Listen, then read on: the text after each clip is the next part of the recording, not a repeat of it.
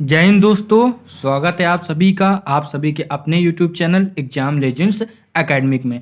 जिसमें हमने क्या पूरा किया था अभी चैप्टर 1, 2, 3 केमिस्ट्री का आपका प्योर कंप्लीट कर लिया था, एक एक चीज एनसीईआरटी से लाइन बाय लाइन। ठीक है, तो जिसको भी उन 3 चैप्टर में कोई भी डाउट हो तो उसे देखे जाके। ठीक है, आपने एनसीईआरटी पढ़ी होगी, लेकिन एक बार एनसीईआरटी को जो एक्सप्लेन किया है मैंने उसको आप देखना जाके, आपको पसंद आएगा। ठीक है, और जो चैप्टर 4 की राह में आए हैं जिनको स्ट्रक्चर ऑफ एटम पढ़ना है वो इसमें आप आराम से बने रहिए, आपको आखिरी तक एक एक चीज स्ट्रक्चर ऑफ एटम समझ में आ जाएगी। ठीक है, बस ये कि ना एक फर्स्ट सेकंड थर्ड जिन्होंने पढ़ लिया होगा उसी को ये चैप्टर बहुत अच्छे समझ में आएगा। ठीक है, जिन्होंने नहीं पढ़ा उनको भी हम लोग समरी बताते हुए चलेंगे, तो जो जो आ चुके हैं वो इसमें आप जुड़ जाएंगे अच्छे से, और आपको आखिरी तक देखना। ठीक है, आप कभी भी 5-10 मिनट कोई चीज पढ़ के नहीं समझ पाओगे कि अच्छा बताया जा रहा या बेकार बताया जा रहा। आपको पूरा आखिरी तक देखना होगा, जब भी आप समझ पाओगे हमको कितनी नॉलेज हुई कितना। और हम कोशिश करेंगे ज़्यादा बड़ा वीडियो ना करें, क्योंकि इतना इतना रखेंगे कि आपका अटेंशन अच्छे से बना रहे। ठीक है, तो चलो स्टार्ट करते हैं इसी के साथ। अब यहाँ पर लिखा हुआ है स्ट्रक्चर ऑफ एटम। ठीक है, क्या लिखा हुआ है चैप्टर का नाम? Structure of atom. ठीक है, यह है चैप्टर 4 है। तो अब देखो स्ट्रक्चर मतलब एक एटम सब हम लोग जान चुके थे क्या होता था। एटम जो था वो आपके मैटर की सबसे छोटी इकाई आप समझ सकते हो ना, एटम। अब एटम के अंदर क्या आएगा हम लोग आगे बात करेंगे, अभी जब तक हम लोग जो चीज़ जान चुके थे उसकी बात कर रहे हैं। ठीक है, तो एटम क्या आप सब लोगों को अभी तक पता है। ठीक है, अब हमको स्ट्रक्चर पढ़ना है कि एटम होता कैसा है। तो यहाँ पर लिखा हुआ है, इसको थोड़ा बड़ा करेंगे फिर पढ़ेंगे ना। यहाँ पर लिखा हुआ है in chapter 3 we have learn that atoms and molecules are fundamental building blocks of matter. ठीक है, हमने चैप्टर 3 में जो इससे पहले था एटम्स एंड मॉलिक्यूल्स, उसमें हमने ये पढ़ रखा है कि जो हमारे एटम्स हैं और मॉलिक्यूल्स हैं वो फंडामेंटल बिल्डिंग ब्लॉक्स होते हैं मैटर की। जैसे कोई दीवार बन रही है, कोई बिल्डिंग बन रही है, तो उसमें क्या होता है जो इनके ब्लॉक क्या कहते हैं आपके, जो आपकी ईंट होती ब्रिक होती है ना, वो बिल्डिंग होती है, उससे छोटी छोटी ईंटों से बनता है। वैसे ही जो हमारा मैटर है वो छोटे छोटे एटम्स से और उनके मॉलिक्यूल से बनता है। ठीक है, अब यहाँ पर लिखा हुआ the existence of different kinds of matter due to different atoms. जो अलग अलग टाइम के मैटर होते हैं, जैसे मान लीजिए आपके घर में गिलास है वो अलग मैटर का है। ठीक है, आपके घर में पानी की बोतल प्लास्टिक की भी है, आपकी कांच की भी है, आपके क्या कहते हैं आपकी फाइबर की भी है, अलग अलग चीज़ों की। ठीक है, तो ये कैसे बनती है? स्टील की भी है, तांबे का भी गिलास होता है, पीतल का भी होता है ना, ब्रास का भी होता है। तो ये सब कैसे आपका बनता है? ये सब आपके एटम के अलग अलग बिहेवियर से बनता है। ठीक है, अब इसके आगे देखो क्या लिखा हुआ है the existence of different kinds of matter due to different atoms constituting them. Constituting मतलब है जिनसे मिलकर कोई चीज बने। ठीक है, तो जिससे वो बने होते हैं। नाउ द क्वेश्चन अराइज, अब हमारे मन में क्वेश्चन आता है what makes atom of one element different from the atom of another element. अगर एटम ही है तो एक एलिमेंट का दूसरे एलिमेंट से अलग कैसे होता है? एलिमेंट क्या था हम लोग समझ चुके हैं, जिसमें एक टाइप के ही एटम्स हों तो वो आपका एक एलिमेंट बना देता है। एक टाइप के एटम से लेके कोई चीज बनाए तो हमारा एक तरह का एलिमेंट हो जाता है। ठीक है, अब एक से या एक से ज्यादा एलिमेंट आपस में मिले, मतलब ना समझ रहे हो ना, अलग अलग चीजों के एटम आपस में मिले तो मॉलिक्यूल बनाते हैं। अब चलो इसमें देखो, हाँ अगर देखो इसमें एक डाउट ना है ना, अगर एक ही एटम अगर आपस में मिले एक ही एलिमेंट के तो वो भी आपके मॉलिक्यूल बनाएंगे। इसका एग्जांपल क्या होगा? ऐसे मान लो अलग एग्जांपल के लिए सल्फर डाइऑक्साइड SO2, और सेम के लिए आपका N2 नाइट्रोजन। ठीक है, गैस सबसे ज्यादा जो अपने उसमें है, किसमें सबसे ज्यादा है? आपके अर्थ में। अच्छा, आप सबके लिए क्वेश्चन भी है, वैसे आपके इसमें है नहीं एनसीईआरटी में, आप लोग बताना सर्च करके आएगा कैसे भी अपने यूनिवर्स में सबसे ज्यादा कौन सी गैस है ना, ये आपको बताना है। चलो पहला क्वेश्चन तो आपके मन में ये आया। ठीक है, आर एटम्स रियली इंडिविजुअल? जो मतलब अब आपके दिमाग में आएगा सच में एटम से छोटा कुछ भी नहीं है, एटम ही है जो सबसे छोटा, ये आपके दिमाग में आएगा। अभी सब हर चीज के आंसर मिलेंगे। एज प्रपोज बाय डाल्टन, जैसा कि डाल्टन ने बताया था। और the their smaller constituent inside the atom, और या फिर ऐसा है कि एटम के अंदर भी बहुत छोटी चीजें हो सकती थी एटम से छोटी। We shall find out these answer, है ना, in these questions, answers to these question in this chapter. We will learn about सब एटमिक पार्टिकल्स and various models that have been proposed to explain how these particles are arranged within the atom। ठीक है, कैसे वो arrange किए दिए atom के अंदर। अब यहाँ पर लिखा हुआ है a major challenge before scientist at the end of the 19th century was to reveal structure of the atom. 19th century में जो ज्यादातर साइंटिस्ट थे 19th सेंचुरी आप समझ रहे हो ना, 18th के लास्ट में ज्यादातर, और जो आपका क्या कहते हैं 20th सेंचुरी के पहले है ना, वो 19th सेंचुरी आपको याद करके रखना है। तो 19th सेंचुरी में ज्यादातर लोग पीछे पड़े थे कि एटम के अंदर क्या, सब लोग समझ चुके एटम क्या है, डाल्टन ने बता दिया था। तो अब इनको अंदर जानने की जो होड़ मची हुई थी ना, सब साइंटिस्ट इसी में लगे हुए थे। As well as to explain the important properties, उनको प्रॉपर्टीज भी बतानी थी। ठीक है, उसके अंदर की। अब यहां पर लिखा हुआ है the dedication of structure of atom is based on the series of experiment. बहुत सारे एक्सपेरिमेंट हुए, यानी कि हवा में बात की जा रही, पहले एक्सपेरिमेंट हुए फिर आपको रिजल्ट्स बताए जाएंगे। वो आपके जो डॉल्टन थे उन्होंने तो ऐसे बात बताई थी, लेकिन उनकी ज़्यादातर बातें सही निकली। वन ऑफ द फर्स्ट एक minute, one of the first indication that atoms are not indivisible comes from studying static electricity and the condition under which electricity is conducted by different substances। ठीक है, और एक हमारे पे indication आता है कि जो एटम्स हैं आपके वो is not are not indivisible. वो हम कैसे समझते हैं, इलेक्ट्रिसिटी, सब इलेक्ट्रिसिटी इधर से उधर पास करती है ना, तो ऐसा लगता है कि एटम के अंदर भी कोई चीज़ है जो कुछ काम कर रही है, क्योंकि एटम तो स्थिर है ना, तो वहां से आपको भी पता चलेगी चीज़ें। अब यहाँ पर देखो आपकी लिखी हुई है, एक मिनट, यहाँ पर लिखा हुआ चार्ज पार्टिकल इन मैटर। अब देखो चार्ज पार्टिकल से आप हर चीज़ समझोगे, ठीक है। यहाँ पर आ गया charge particles in matter. For understanding the nature of charge particle in matter let us carry out following activities. तो इन्होंने कुछ एक्टिविटीज की हैं, चलो। अब इन्होंने क्या कहा है, कॉम्ब ड्राई हेयर, है ना, does the comb then attract small pieces of paper. ये तो आप लोगों ने बचपन में करके देखा होगा कि आप एक वो आप क्या कहते हैं, कोई कंघा लोग उसमें अपने जो ड्राई हेयर है, सूखे हुए बाल, उनको रगड़ोगे, ठीक है, एक रब करते हैं, इसको रब करोगे और फिर छोटे छोटे पीस ऑफ पेपर ये आपके जो है अट्रैक्ट करते हैं। ऐसा क्यों होता है वो आपको पता चलेगा। Rub a glass rod with silk cloth and bring the rod near the inflated balloon, observe what happened. ठीक है, तो ये सब क्या होगा, तो इसमें क्या होगा, देखो ये लोग चीज़ें दूर आपस में भागेंगी और कहीं ना कहीं चीज़ें आपस में अट्रैक्ट करेंगी। तो अभी आपको हम बताएंगे वो सब चीज़ें, ठीक है। अब देखो यहाँ से पता चला क्या चला, from these activities can we conclude that one rubbing on rubbing two objects अपने दे बिकम इलेक्ट्रिकली चार्ज ना। पहले दोनों न्यूट्रल हैं, फिर रब करने में क्या होता है, उसमें दोनों में चार्ज का डिफरेंस हो जाता है। जब चार्ज का डिफरेंस होता है तो ऐसा होता है कि या तो पॉजिटिव पॉजिटिव हो तो रिपेल दूर भागेंगे, अगर पॉजिटिव निगेटिव सब कॉम्ब को आप करते हो तो पॉजिटिव निगेटिव हो जाता है। पेपर मान लो निगेटिव है, आपका जो कॉम्ब है पॉजिटिव हो गया, तो पॉजिटिव निगेटिव आपस में अट्रैक्ट कर लेते हैं ना, आप ऐसा मान सकते हो। अभी they become electrically charge, where does the charge come from. This question can be answered by knowing that atom is divisible and consist of charge particle. अब ये चार्ज कहाँ से आया, इसको अगर आपको जानना तो आप इतना समझ गए कि जो हमारा एटम है वो डिविजिबल है। यहां से एक चीज तो पता चलेगी कि एटम डिविजिबल है और एटम के अंदर ही से चार्ज अपना आ रहा है, ठीक है।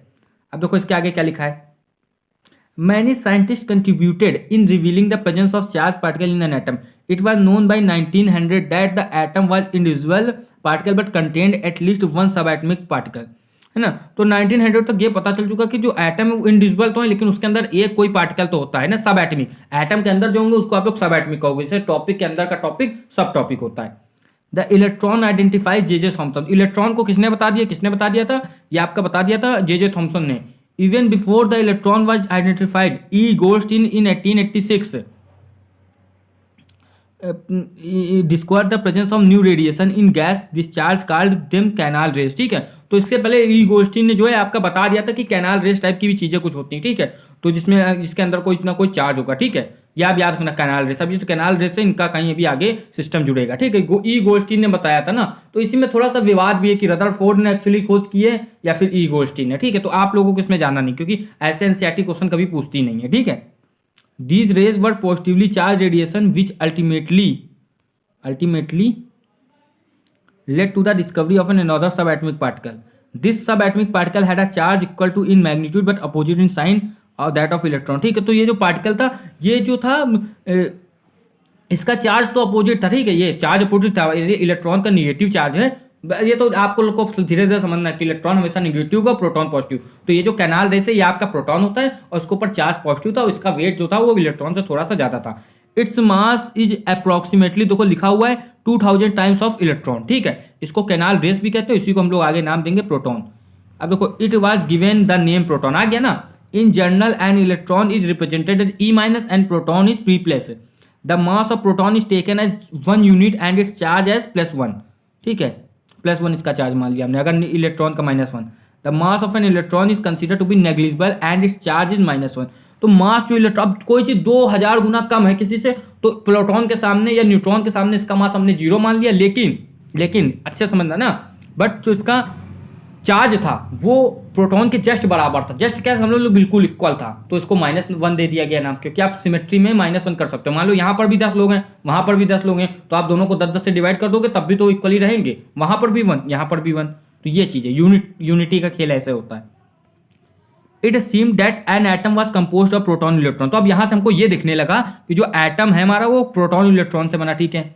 म्यूचुअली बैलेंसिंग दियर चार्जेस, तो ये प्रोटॉन न्यूट्रॉन आपस में बराबर होते तो चार्ज को बैलेंस कर देते, और कोई भी बॉडी होती है वो आपको जब तक आप उसके साथ छेड़छाड़ नहीं करते वो आपको इलेक्ट्रिकली न्यूट्रल दिखती है, यानी कि एकदम शांत, ठीक है। It also appear that proton were in the interior of the atom. अब इसमें यह भी बताया गया कि जो प्रोटॉन है वो थोड़ा अंदर होगा एटम के। एटम अगर मान लो एक गोले की तरह है, from where electron could be easily be removed of but not proton, और इलेक्ट्रॉन बाहर होगा तभी उसको आराम से निकाल सकते हैं। Now the big question was what sort of structure did this particle of atom form, ठीक, इतना तो पता चला। अब सब लोग इसमें लगे कि कैसा स्ट्रक्चर कुछ बताओ को। अब वो प्रोटॉन अंदर है तो कहाँ अंदर है, कितना अंदर है, इलेक्ट्रॉन बाहर है तो कितना बाहर है, कहाँ बाहर है। तो ये सब चीजें जानने के लिए कुछ एक्सपेरिमेंट्स हुए, ठीक है। वाटर कैनाल रेस, तो आप समझ लो जो पॉजिटिव चार्ज होता है प्रोटॉन वही आपका कैनाल रेस है। If an atom contains one electron and one proton will it carry any charge और नॉट, ठीक है। तो आप कहोगे इसमें चार्ज तो है लेकिन टोटल चार्ज जो वो न्यूट्रल है, चार्ज पॉजिटिव भी है निगेटिव भी है, लेकिन अगर टोटल चार्ज कोई पूछ दे तो आप इसमें न्यूट्रल कहोगे, ठीक है, ऐसे। अब यहां से हम लोग पढ़ेंगे जो आपके चैप्टर का नाम अभी स्ट्रक्चर ऑफ एटम कैसा है, ठीक है। We have learned Dalton's atomic theory in chapter 3 which suggested that the atom was indivisible and indestructible. मतलब डाल्टन ने कहा था ना एटम को आप तोड़ सकते हो ना ही कोई उसको डिस्ट्रॉय कर सकता है, ठीक है। But the discovery of two fundamental particle electron and protons inside the atom led to the failure of this aspect of Dalton atomic theory. It was then considered necessary to know how electron and proton are arranged within an atom. For explaining this, many scientists proposed various atomic models. ठीक है, तो जे Thomson का पहले तो model आएगा, J Thomson का model. J Thomson मतलब first to propose a model of structure of atom. देख लो पोस्टुलेट जो एटम के लिए वो किसने बताए थे, डाल्टन ने, लेकिन किसी ने मॉडल पहले दिया स्ट्रक्चर ऑफ एटम के लिए तो आपके जे थॉमसन थे, ठीक है, जे थॉमसन, नाम याद रखना आप लोग। अब ये कह रहे किसके लिए, इलेक्ट्रॉन की डिस्कवरी के लिए इनका नाम याद रखना। अब इनका मॉडल कैसा पढ़ा जाए, ठीक है। अब देखो बहुत लोग आपसे ऐसे कहेंगे इनका मॉडल के ऊपर हो ये गलत है, उनका मॉडल के ऊपर हो ये गलत हो, तो आप क्या चाहते हो, सीधा आपको जो लास्ट वाली सीढ़ी है वहां पर तो नहीं बैठा लेंगे ना, सीधा लास्ट वाली जो सीढ़ी है वहां पर तो नहीं आपको जाना है, पहले फर्स्ट स्टेप तो चढ़ना पड़ेगा ना। तो कुछ लोग आपसे कहेंगे कि थॉमस का पढ़ने की कोई जरूरत नहीं है, थॉमसन को, डाल्टन को पढ़ने की कोई जरूरत नहीं है, ये भी गलत वो भी गलत, तो उनकी बात आपको ध्यान नहीं देना ना, चाहे आपका दोस्त हो या कोई टीचर हो। अब ये थॉमसन का मॉडल ऑफ एटम है, ठीक, ये क्या है, Thompson proposed a model of an atom be similar to that Christmas pudding, ठीक है। यहाँ पर क्रिसमस पुडिंग लिखा है, आप केक की तरह समझ सकते हो, केक हो या कुछ भी हो।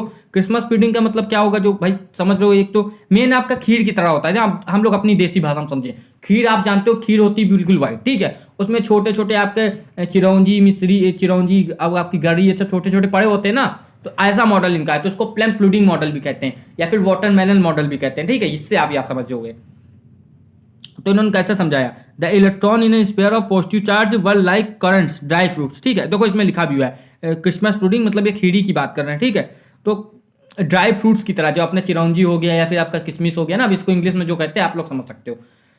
In a spherical Christmas pudding या we can also think a watermelon. Watermelon में आप जानते हो लाल लाल जो होता है वो चारों तरफ फैला होता है और बीच बीच में उसके छोटे छोटे क्या होते हैं आपके जो आप बीज होते हैं उसके ना, तो या फिर आप वाटरमेलन की समझो जो लाल लाल है वो क्या भी बता रहे हैं। वी कैन आल्सो, एक मिनट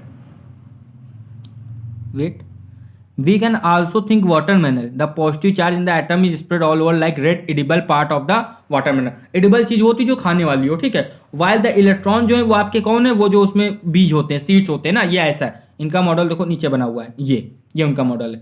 तो ये जो पूरा है ये रेड की तरह जो होगा ये आपका पूरा क्या है, ये जो है इनके हिसाब से ये पूरा क्या है, ये आपका पूरा पॉजिटिव स्फीयर है, ठीक है। उसमें जो छोटे छोटे ये जो है ये इलेक्ट्रॉन है माइनस के, ठीक, ये इनका मॉडल था, ठीक है। ये इन्होंने पहला मॉडल दिया, जो अब आगे भी इनको समझना, इसमें कुछ गलतियां होंगी लेकिन इन्होंने चीजें समझाने की कोशिश की, ठीक है। ठीक है, अब ये इन्होंने कब से कब जन्म लिया, 1856 से 1940 तक रहे, ठीक है, ठीक है। अब थॉमसन ने इसके बाद क्या क्या चीजें बताई, इन्होंने जो चीजें बताई, ठीक, इनका मॉडल आप लोग समझ गए। इन्होंने क्या बताया, Thomson propose that an atom consist of a positive charge sphere, है ना। एक एटम जो होता है उसमें जो पॉजिटिव चार्ज होता है वो स्फीयर में पूरा फैला होता है, और इलेक्ट्रॉन क्या होता है उसके अंदर ऐसा समझ लो आप चुभे दिए गए ना, डाल दिए गए छुआ छुआ के, ऐसे ऐसा इनका कहने का मतलब है। जैसे खीर के ऊपर मान लो ऊपर से या फिर आप गार्निश करते हो तो धनिया डाल देते हो, वैसा इन्होंने कहा, ठीक है।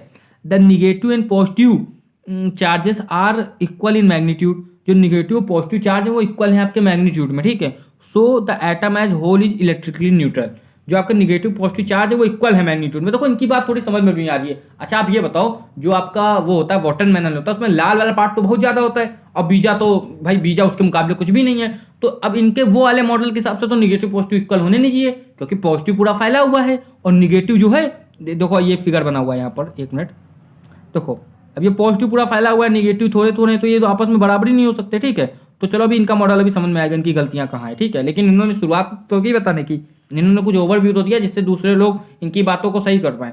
तो इन्होंने ये तो समझा दिया कि इलेक्ट्रिकली न्यूट्रल होता है, इन्होंने ये एक निष्कर्ष में ये पहुंचे कि पॉजिटिव निगेटिव बराबर है। चलो इतनी बात हुई, एक minute. Although Thomson model explained that atom are electrically neutral, the result of experiment carried out by other scientists could not explaining by this model, as we will so see below। ठीक है, तो इन्होंने जो कुछ चीजें बताई वो जिससे रदरफोर्ड का मॉडल आएगा, तो जो रदरफोर्ड का मॉडल ऑफ एन एटम है वो इनकी बैंड बजाने वाला है कुल मिला। ठीक है, लेकिन जब इन्होंने कुछ किया तभी रदरफोर्ड ने आगे किया। ठीक है, जब तक सामने कोई कुछ बताएगा नहीं तो आदमी उसमें गलतियां कैसे निकालेगा, तो इसलिए आपको इनको भी सम्मान देना है और रदरफोर्ड को भी देना है। ठीक है, अब रदरफोर्ड का देखो मॉडल क्या है, Rutherford model of an atom. Ernest Rutherford was interested in knowing how electrons are arranged within an atom.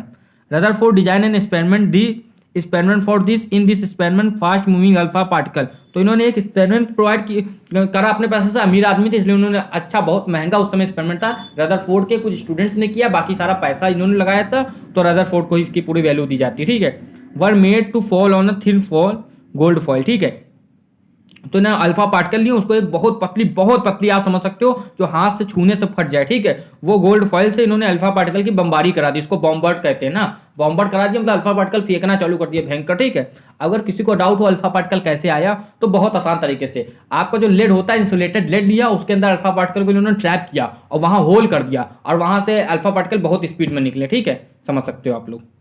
Alpha particle होता क्या, अल्फा पार्टिकल जो होता है आपका अभी आगे बताएंगे, अभी नहीं। ठीक है, देखो क्योंकि अभी कुछ चीजें जब आप जान जाओगे, क्योंकि मैं एक ऐसा नाम लेने वाला हूं जो अभी आता ही ना, फिर आप लोग थोड़ा कंफ्यूज हो जाते।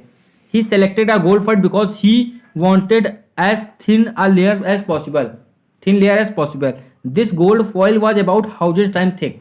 जो गोल्ड फॉइल थी आपकी ये 1000 टाइम थिक थी। ठीक है, समझ लो ना, was about two atoms thick ना। अब जो एटम था उनसे 1000 टाइम थिक किया। अब आप कहोगे ये एटम तो ये इतनी पतली कैसे हुई, फिर अरे एटम इतना पतला है, इतना पतला है, इतना मतलब वो थिन है कि उसके सामने जो बहुत पतली से पतली जो आपकी होती है वो भी आपको मोटा लगने लगेगा। ठीक है, अब इसमें क्या लिखा हुआ है, alpha particle are doubly charge helium ions since they have mass of 4u।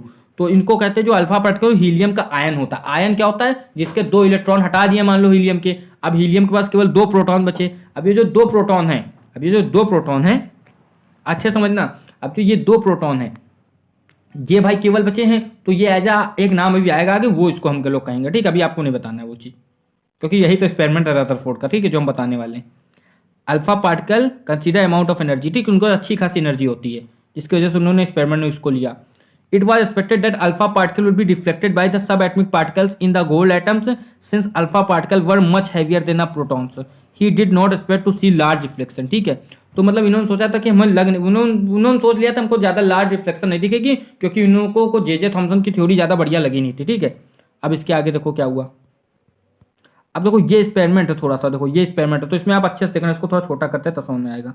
एक मिनट, ठीक है, तो देखो ये गोल्ड के आपके एटम्स है। ठीक है, बीच में इसके जो है ये क्या होता है, ये बीच में जो ये प्रोटॉन होगा। ठीक है, अब ये समझ में आएगा कैसे क्या है। तो अल्फा पार्टिकल जब इन्होंने भेजा तो ज्यादातर जो अल्फा पार्टिकल है वो सीधे निकल गया। देखो ये सीधे निकल जा रहा है, ये सीधे निकल गया, ये सीधे निकल गया, ये सीधे, ये एक्सपेरिमेंट बताने भेजा तो इन्होंने हजारों लाखों है, लेकिन जब एक्सपेरिमेंट किया है तो थोड़ा सोच समझ के, मतलब अब हम पूरा तो आपको दिखा नहीं देंगे, तो इन्होंने जो एक्सपेरिमेंट बनाया उसमें देखो अगर कम से कम 10-12 सीधा निकल गए तो एक रिफ्लेक्ट हुआ है कुछ एंगल से, एक रिफ्लेक्ट हुआ आपका 70 के एंगल से, एक 50 के एंगल से, और कुछ हैं जो 180 से वापस चले गए। कुछ समझ लो आप 20,000 में से कोई एक। ठीक है, ऐसा है, और कुछ जो हुए वो हल्का सा रिफ्लेक्ट हुए। तो कुल मिला के इससे आपको एक चीज दिख रही है कि अगर चीजें पार पार चली जा रही है, इसका मतलब गोल्ड जो है वो आधे से ज्यादा खाली है। तभी जब आपका एक्सरे होता है तो रेज आर पार चली जाती है। क्यों? क्योंकि आपका आधे से ज्यादा शरीर पूरा खाली रहता है, ऐसा होता है ना। अब जो हड्डी होती है उससे एक्सरे पार क्यों ना पाती, क्योंकि वो एक्सरे हैं, अगर गामा हो ना तो आपकी हड्डी भी पार कर जाएंगी। एक्सरे की इतनी क्षमता नहीं है कि वो पार कर जाए, ठीक है, लेकिन यही गामा रेस होती है तो हड्डियों को भी चीरती हुई चली जाती है, ठीक है। और कहीं एक्सरे की मात्रा बहुत ज्यादा फ्रिक्वेंसी बढ़ा दी जाए, अगर किसी चीज की फ्रिक्वेंसी आप बढ़ाते हो तो एनर्जी बढ़ जाती है, इसलिए कहते हैं एक्सरे के बाद ज्यादा देर तक नहीं रुक सकती। क्यों? क्योंकि वो भी फिर हड्डी चीर देगी, ठीक है। अब ये हड्डी चीरती तो उसमें ये नहीं होता कि सीधा पूरा हट गया, ऐसा नहीं होता है, ये पॉइंट ऑफ टाइम में होता है, मतलब आपका थोड़ा समय बीतेगा, है ना, आप थोड़ा वाइल आपका जब समय होगा तो आपका इसमें असर दिखने लगेगा, कहो तो वो अंदर से सड़ने लगे, कुछ भी चीजें हो सकती है, ठीक है। गामा रेस में या फिर आपका जो अल्ट्रावायलेट रेस होती है इसमें यही सब होता है, ठीक है। सूरज की अगर आपको मतलब वो हानिकारक रेस एक बार में पड़ी तो कुछ नहीं होगा, लेकिन अगर बार बार पड़ती रही वो जो ओजोन के डिप्लीशन की वजह से हो रहा है तो आपको क्या होगा, उससे कैंसर हो सकता है। और कैंसर क्या एक दिन में थोड़ी नहीं होगा, धीरे धीरे करके वो कैंसर बना देता है, ठीक है, अल्ट्रावायलेट रेस जो है। चलो इतनी चीजें समझ में आ गई। अब देखो इनके जो इन्होंने किया एक्सपेरिमेंट उससे इन्होंने क्या चीजें पाई।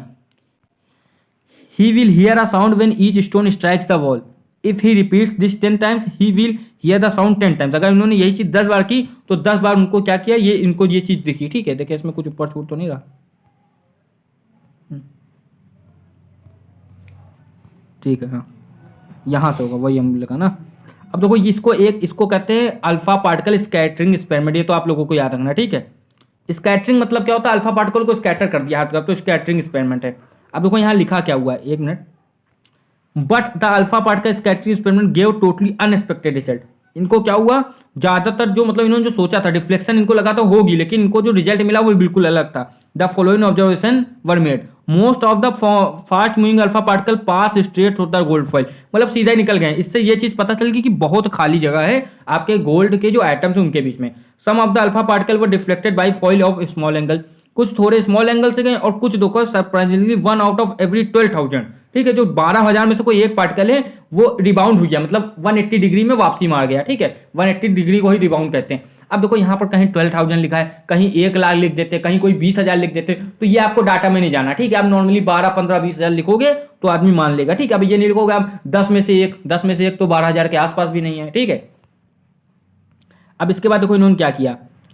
In other words of Rutherford, this result was almost an incredible, as if you fire a 15-inch shell at a piece of tissue paper and it comes back and hits you। ठीक है, इनको ऐसा result लगा कि आप एक कोई piece of tissue paper है उसमें 15 इंच की आपने कोई सेल फेंकी और वो वापसी मार दो आपको हिट करते, ऐसा रिजल्ट उनको लगा, ठीक है। ये समझना, क्योंकि बम्बार्डमेंट कराया था इन्होंने हैवी पार्टिकल की जिसका नाम था alpha particle. Let us think an activity of an open field to understand the implication of experiment, ठीक है। ये देखो आपको एक्सपेरिमेंट करने की जरूरत नहीं है, अब इन्होंने जो एक्सपेरिमेंट किया उससे हर चीज तो समझ में आई गई है ना।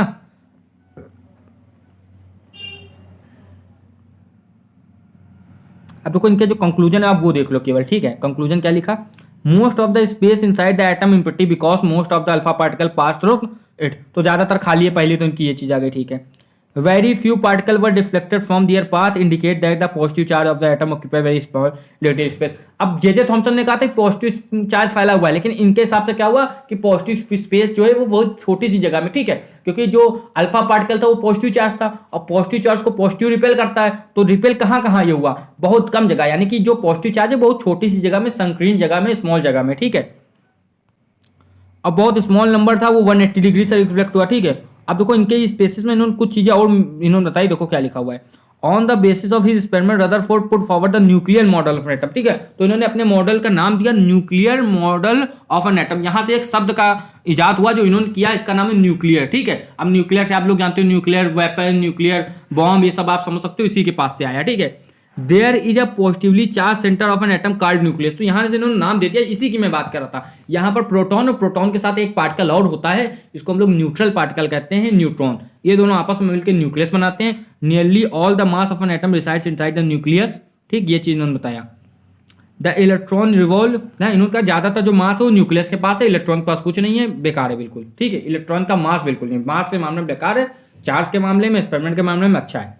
The electrons revolve around the nucleus in a circular path, इन्होंने एक चीज तो ये बता दी कि सर्कुलर पाथ में, ये बहुत बड़ी बात बताई, क्योंकि इन्होंने बता दिया कि इलेक्ट्रॉन एटम के आसपास कैसे रिवॉल्व करता है न्यूक्लियस के आसपास, ये बड़ी चीज थी। और इन्होंने एक चीज और बताई, the size of nucleus is very very very small as compare to the size of atom. इन्होंने कहा जो साइज ऑफ एटम है वो बहुत बड़ा है न्यूक्लियस के उसमें, ठीक है। अब इन्होंने इसका एक एग्जांपल दिया, कैसे, मान लीजिए आप फुटबॉल कोर्ट में हो, तो फुटबॉल कोर्ट में अगर बीचों बीच आपने फुटबॉल रख दिया तो जो फुटबॉल कोर्ट है, वो फुटबॉल का जो मैदान है वो आपका एटम है तो जो बीच में बॉल रखी है सेंटर में वो आपकी क्या है, वो आपका न्यूक्लियस है। ये इन्होंने एग्जांपल दिया, ठीक है, याद रखना है आप लोगों को। अब इसमें देखो इसकी इतनी चीज तो आप लोगों को समझ नहीं। अब ड्रॉबैक्स हैं भाई, इन्होंने भी अच्छे सब कुछ नहीं बताया, तो इनके ड्रॉबैक्स क्या है।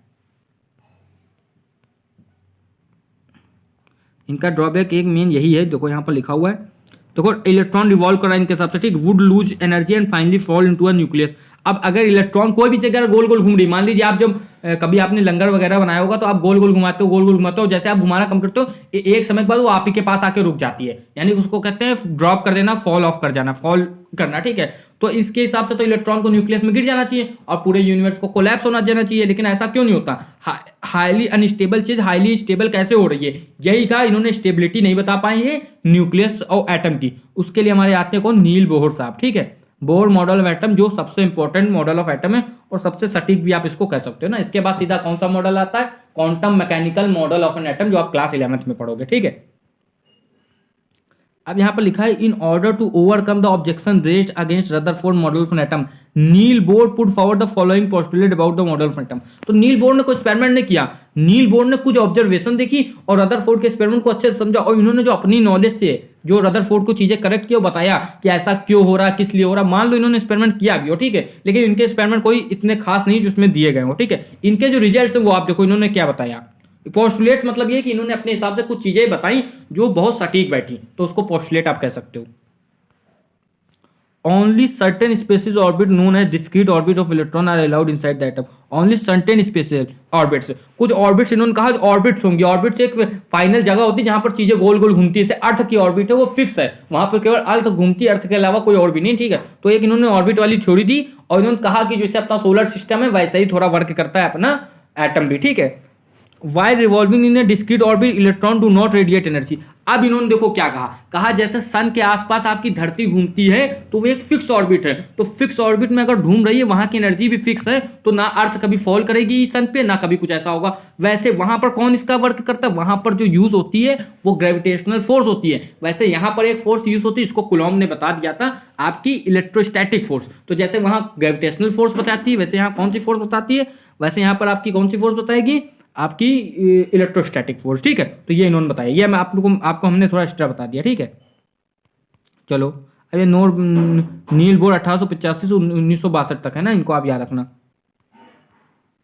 अब यहां पर लिखा हुआ है दीज ऑर्बिट्स और shells are called levels, energy levels in an atom are shown in figure 4.3, ठीक है, आपको याद रखना है।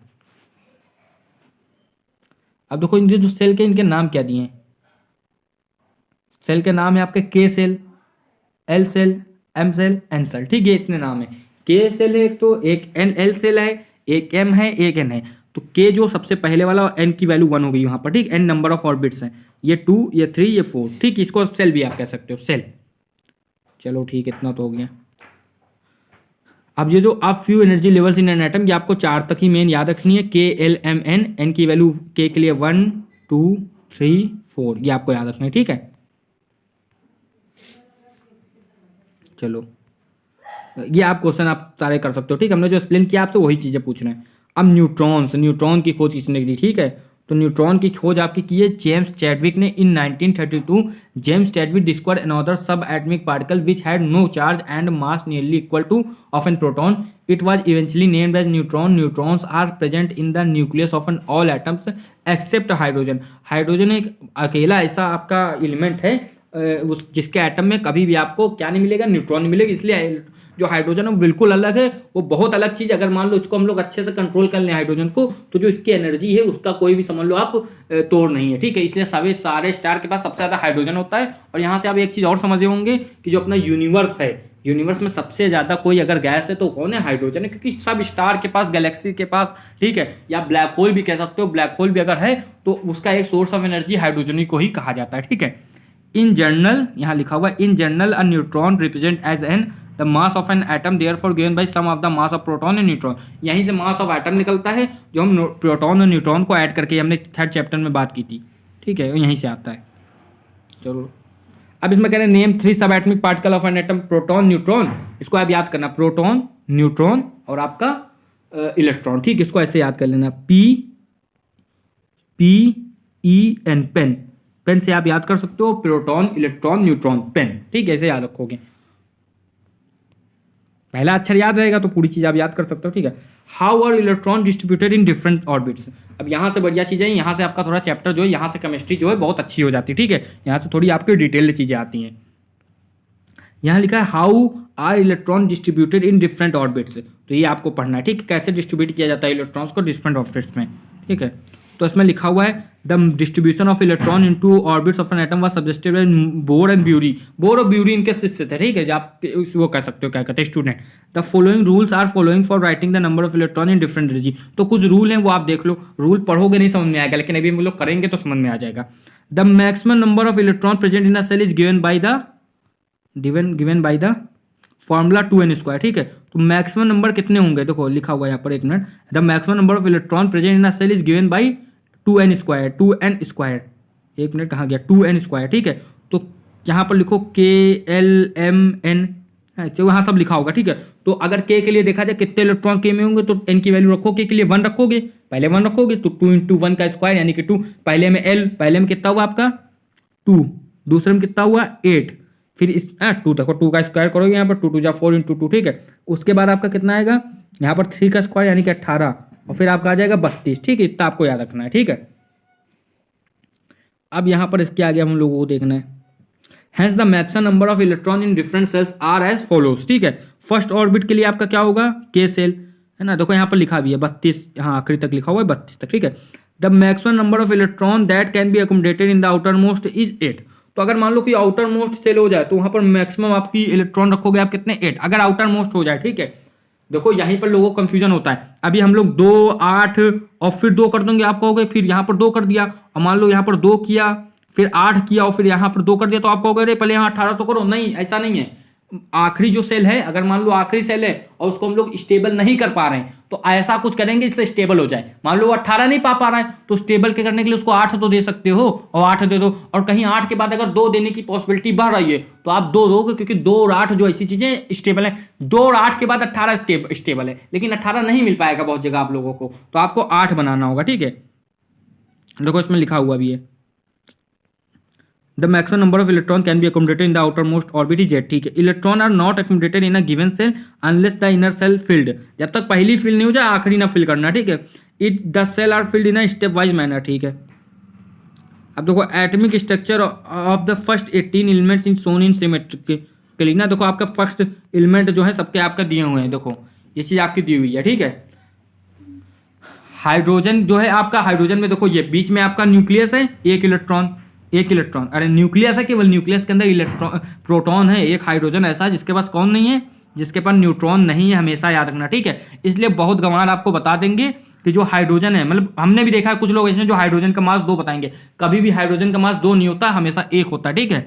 मतलब हम तो एक टीचर ही की बात बता रहे हैं, उसके इसी पीछे बहस हो गई थी कि वो बता रहा था कि क्या होगा, मास जो होगा हाइड्रोजन का वो 2 होगा, क्योंकि उन्हें यही नहीं पता। भाई कुछ लोग ऐसे होते हैं, कहो तो आपके जीवन में कोई सा टीचर आ जाए जो आपको बताएगा हाइड्रोजन का मास 2 होता है, ठीक है। क्यों? क्योंकि उनके हिसाब से अगर एटॉमिक नंबर 1 है तो मास उसका दुगना होना चाहिए, ठीक है। तो आपको याद रखना, और उसका लॉजिक भी है, न्यूट्रॉन प्लस प्रोटॉन मास होता है, तो अगर जब किसी के पास न्यूट्रॉन नहीं है तो उसका प्रोटॉन कितने हुए, 1, तो मास 1 हो गया। इसलिए एक हाइड्रोजन ही ऐसा है जिसका मास और जिसके प्रोटॉन की वैल्यू सेम होती है 1 1। इसलिए हम ये नहीं करें कि टीचर, बहुत लोग कंफ्यूज हो जाते हैं इसमें ना, लेकिन अगर कोई टीचर है केमिस्ट्री का तो उसको तो कंफ्यूजन नहीं होनी चाहिए, बच्चा कंफ्यूज हो जाए कोई बात नहीं, लेकिन कभी टीचर ना कंफ्यूज हो, ठीक है, जो फिर उसका टीचर नहीं हो सकता वो। अब लिथियम के लिए आपके देखो लिथियम में 2 हैं, फिर ऐसे बेरिलियम ये आगे आप देख सकते हो, आखिरी तक है आपके आर्गन तक है, आर्गन में देखो ऐसे बना हुआ है, ठीक है, समझ के ना। अब देखो आर्गन का अगर आपको करना है तो कितना होगा, आर्गन का 18 होता है तो 2 8 8 ये आर्गन का होता है, ठीक है, ऐसे आपको फिल करना है। चलो अब इसके बाद क्या आपका eight electron it was observe that atoms of an element completely filled with in 8 electrons in the outermost shell show little chemical activity, है ना, केमिकल एक्टिविटी हम लोग अभी आगे देखेंगे।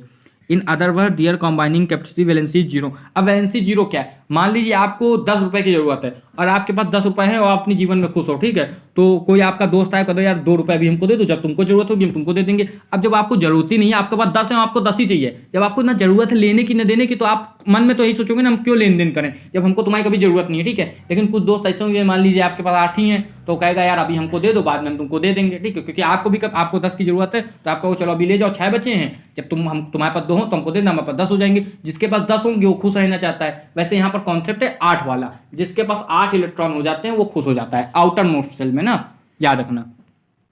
चलो ठीक है, तो एक दूसरे की मदद करते हैं, ठीक है। और इसमें ज्यादातर होता है कि जो मेटल होते हैं उनको आप लोग क्या समझोगे, एज अ अच्छे इंसान समझोगे। तो मेटल जो है हमेशा अच्छे इंसान की तरह बिहेव करते हैं, तो हमेशा मदद करना चाहेंगे किसकी, कोई भी उनके सामने। आप देखो यहाँ पर ये जो है इसका आप देखो चाहे स्क्रीनशॉट ले लो या कुछ भी कर लो।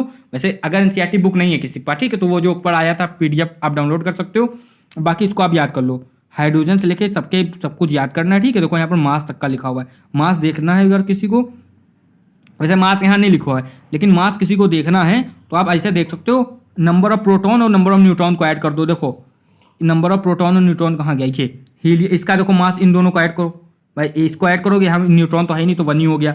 2 कितना आपका 4, 2 कितना हुआ 4 आ गया। 3 और 4 लिथियम का कितना होगा, 3 और 4 7, बेरिलियम का 4 + 5 9, ऐसे आप आगे कर सकते हो ना, इनको ऐड करना। अगर आपको प्रोटॉन और न्यूट्रॉन याद हो जाए तो मास तो याद करने की जरूरत ही नहीं। अब वैलेंसी देखो कैसे आती है, वैलेंसी हम बता रहे हैं आपको।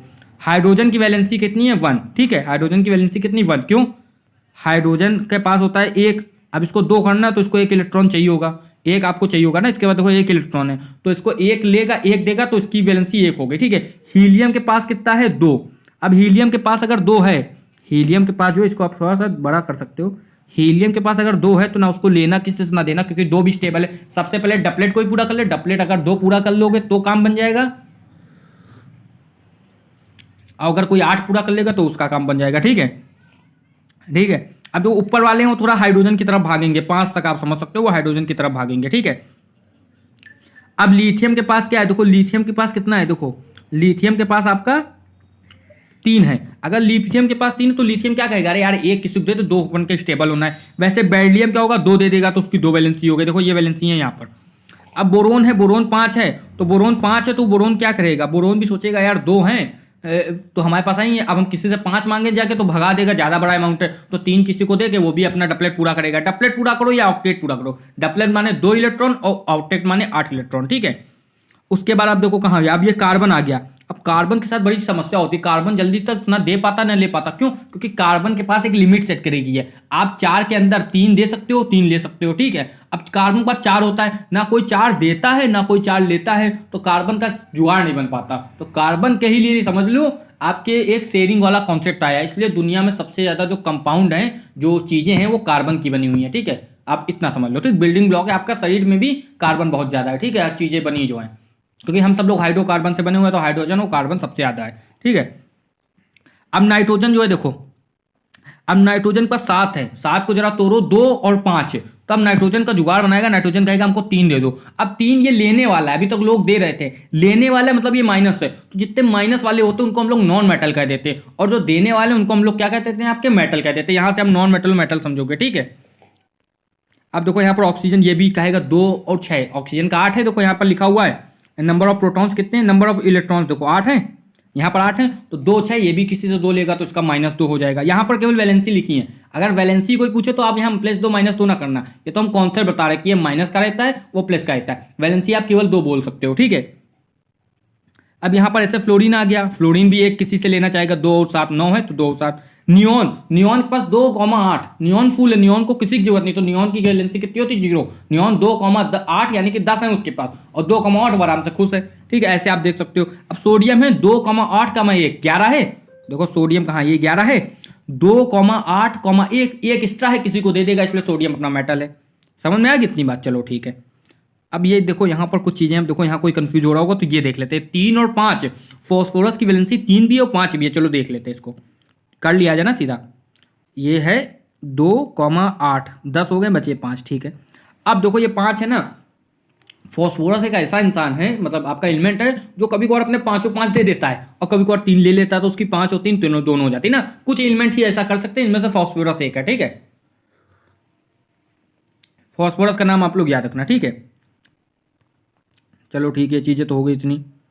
आप देखो किसी को एलिमेंट भी दिखाना होगा वैसे ये चीज़ देखो आप यहाँ पर सीधा आपको यही देखना, ठीक है, अभी बीच में कोई काम काम वाली चीज़ नहीं है। सिंबल ऑफ एलिमेंट, तो सिंबल ऑफ एलिमेंट में क्या होता है, मान लो एलिमेंट यहाँ पर हीलियम लिखा हुआ है, तो हीलियम का जो मास नंबर है यानी कि 4 ऊपर को दिखाओगे और आप जो उसका वो एटॉमिक नंबर नीचे दिखाओगे, तो ऐसे हीलियम आप लिखोगे, ठीक है। यहाँ पर देखो इन्होंने नाइट्रोजन को लिख के दिखाया है, नाइट्रोजन के 7 इलेक्ट्रॉन और 7 प्रोटॉन और 7, देखो इलेक्ट्रॉन प्रोटॉन की संख्या एक होती है तो उसमें कंफ्यूज ना होना, ठीक है।